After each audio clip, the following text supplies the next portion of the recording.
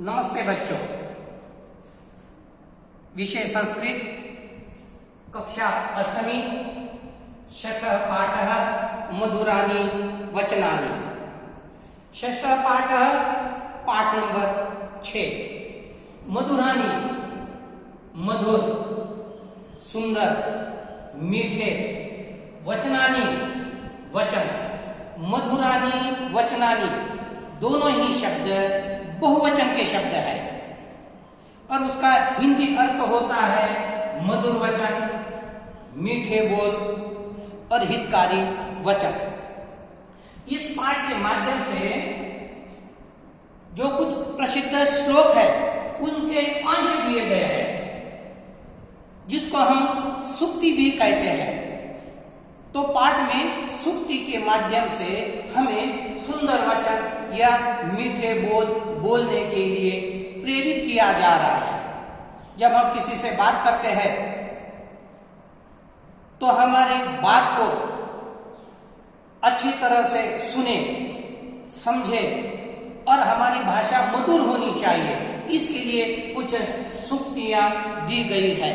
तो उसमें से सूक्ति नंबर 1, विद्या ददाति विनयम। विद्या अर्थात ज्ञान, ददाति देना या देती है, विनम्रता, विनम्रता, नम्रता। विद्या ददाति विनयम, इसका अर्थ होता है ज्ञान, नम्रता या विनम्रता को देता है। जब हम पढ़ते हैं, ज्ञान प्राप्त करते हैं तो मनुष्य नम्र और विनम्र हो जाता है, समझदार हो जाता है। तो इसका भावार्थ देखिए। विद्या अर्थात ज्ञान, विद्या अर्थात ज्ञान। मनुष्याय विनम्रता यच्छति, मनुष्य को विनम्रता देता है। जो ज्ञान है मनुष्य को विनम्र बनाता है। जनः विद्या नम्रता प्राप्नुवन्ति। जनः लोग विद्या ज्ञान से नम्रता प्राप्नुवन्ति, नम्रता को विनम्रता या नम्र बन जाते हैं या नम्रता को प्राप्त करते हैं। लोग विद्या से नम्र हो जाते हैं। अतः इसीलिए विद्या प्राप्य, ज्ञान प्राप्त करके अभिमानम मा कुरुत, अहंकार मत करो। यहाँ आदेश दिया गया है। जब मनुष्य ज्ञान को प्राप्त करता है, विद्वान बन जाता है, तो कभी कभी वो अहंकारी बन जाता है। पर लेखक इस सूक्ति के द्वारा हमें समझाते हैं कि जब मनुष्य ज्ञान प्राप्त करता है, विद्वान बन जाता है, तो उसको अभिमान नहीं करना चाहिए। फिर देखो सूक्ति नंबर 2, जननी जन्मभूमि च स्वर्गादपि गरीयसी। जननी जन्मभूमि च स्वर्गादपि गरीयसी। ये जो वाल्मीकि द्वारा रामायण लिखा गया है, तो जो चौपाई है उसमें से एक प्रसिद्ध चौपाई या श्लोक में से एक इसका अंश है या पहली लाइन है। जननी जन्मभूमि च स्वर्गादपि गरीयसी। जननी माँ, जन्मभूमि च, जननी माँ च और जन्मभूमि, जहां मनुष्य का जन्म होता है या उसका देश, भारत भूमि। स्वर्गा, स्वर्ग से, अपि भी, गरीयसी श्रेष्ठ होती है। माँ और जन्मभूमि स्वर्ग से भी श्रेष्ठ या उत्तम होती है। इसका भावार्थ देखिए। जन्मभूमि माता इव अस्ति। यहाँ जन्मभूमि को अधिक महत्व दिया गया है। माँ को तो हम महत्व देते ही है। माँ हमारा लालन पालन करती है, हमें बड़ा करती है। यहाँ कहते हैं कि जन्मभूमि माता एव अस्ति। जन्मभूमि जहां पर हमारा जन्म हुआ है, जो जन्मभूमि है, माता एव, माँ की तरह अस्ति है। माँ और जन्मभूमि ये दोनों ही एक समान होती है। जन्मभूमि ही माता इव जनान पालयति, जिस तरह से माँ अपने बच्चों को बड़ा करती है, उसी तरह से जन्मभूमि माता की तरह लोगों का लालन पालन करती है, उसको खिला पिला कर बड़ा करती है। अस्याः स्थानम्, अस्याः इसका, माँ और मातृभूमि का स्थानम जगह, स्वर्गात् अपि गरीयसी, स्वर्ग से भी उच्चतरम अस्ति, ऊंचा है। माँ और जन्मभूमि का जो स्थान है वह स्वर्ग से भी ऊंचा माना गया है। और कई बार इस सूक्ति को हम सुनते भी है, जननी जन्मभूमि च स्वर्गादपि गरीयसी, माँ और जन्मभूमि स्वर्ग से भी सुंदर और महान होते हैं। इसलिए हमें माँ और अपनी जो जन्मभूमि है, मातृभूमि है, उस पर गर्व होना चाहिए। यही सीख इस सूक्ति के द्वारा हमें मिलती है। अब देखो सूक्ति नंबर 3, बुद्धि यस्य बलम तस्य, बुद्धि ही, यस्य, यस्य मतलब जिसके पास बुद्धि ही बुद्धि है,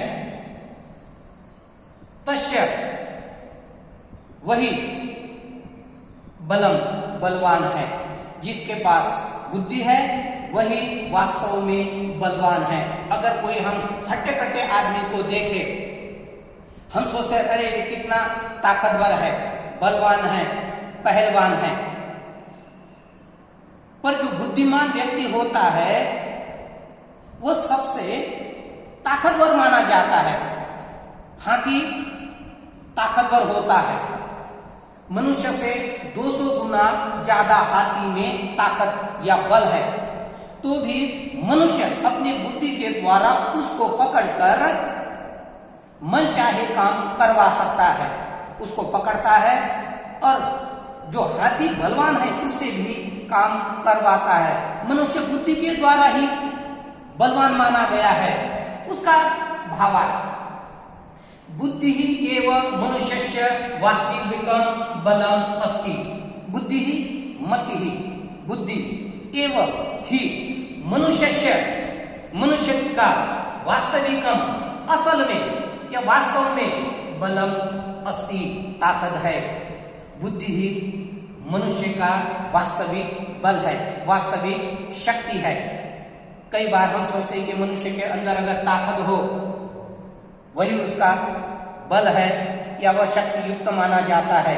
नहीं, ताकत के साथ साथ उसके पास बुद्धि भी होनी चाहिए।